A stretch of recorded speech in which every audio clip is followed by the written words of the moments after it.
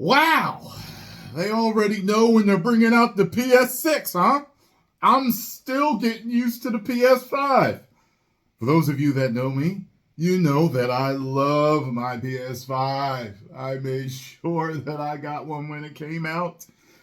And because I love Scarlo so much, I got her one so that she could play while I play simultaneously. Now, one thing I don't like, though, really quick, is that they've got these PS4 games that aren't optimized for the PS5.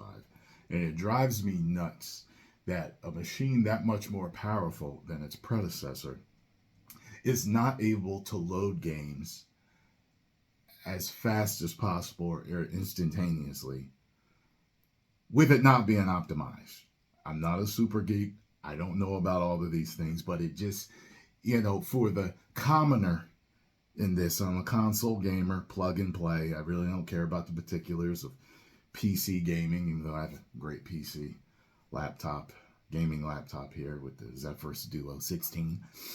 I figured that you should be able to load instantaneously, but I found out that, hey, if it's not optimized, then it won't, no matter how super fast that SSD is. So anyway, some leaked documents, wink, wink, are telling us when the PS6 will be out.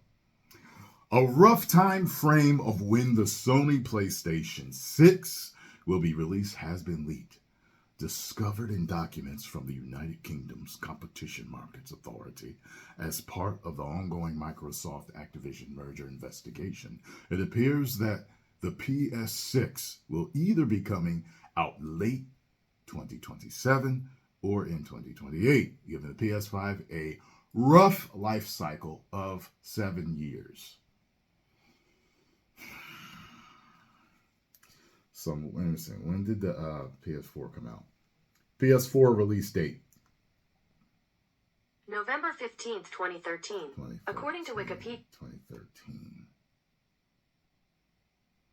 PS5 release date. And why won't you tell me that? Okay, so it's around the same.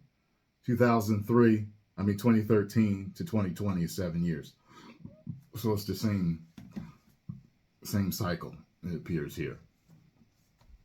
The document reads, Microsoft has offered to continue making Activision games available on PlayStation only until 2027, by the time SIE launched the next generation of its PlayStation console, which is likely to occur around redacted.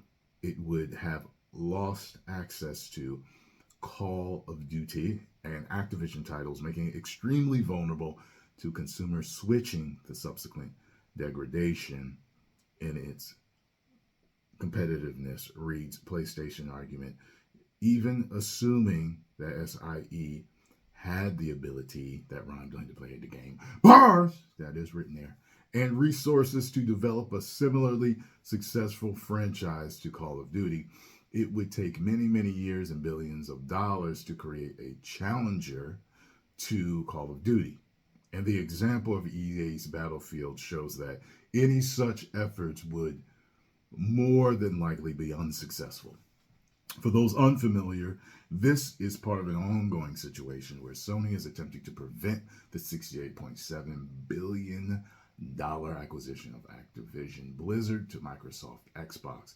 While this will give Xbox titles like Overwatch, Diablo, and World of Warcraft, which I played none of them, Sony's main concern is Call of Duty, where the game has such a large fan base that it could influence the mass switching of consoles. Very, very interesting. Well, I'm a Sony guy, not a Sony pony, but I'm a Sony guy, I don't have the hat or the t-shirt or the mug, but I got the system. They won my heart after Nintendo's stupid decision to not go CD-based with the Ultra 64, later to become known as the Nintendo 64. And other dumb things they've done. But, you know, they've just won my heart. And I actually was a Xbox and Sony guy when 360 came out. I loved both of them. But then just, Sony continued to win my heart with the PS3 later on and PS4 when I came back to gaming. And it's been that way. You've got a buyer in me, Sony, even though you're not perfect and you've done some things that piss us off too. I just enjoy Sony's stuff more. I do. They're exclusives. I just like Sony. I really do.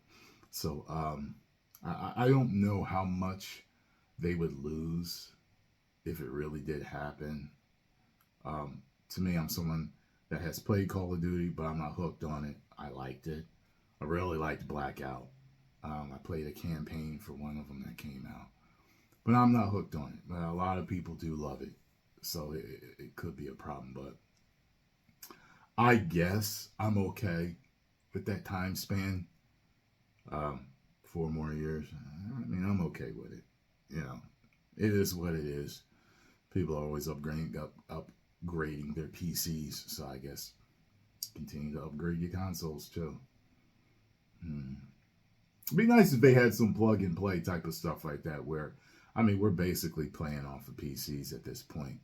Why not just have them be upgradable in the future and just, have parts that come out that we can switch out and just, and I don't know, whatever. What are your thoughts on this? Being what it is, I figure it should have a longer lifespan since it's a, big upgrade, the big PS5 versus the PS4. They're probably going to have a PS5 Pro, so I don't know. Maybe it should be a longer stint than that, but we'll see. I'm not really too bothered by it, but let me know what y'all think. 10 million subscribers.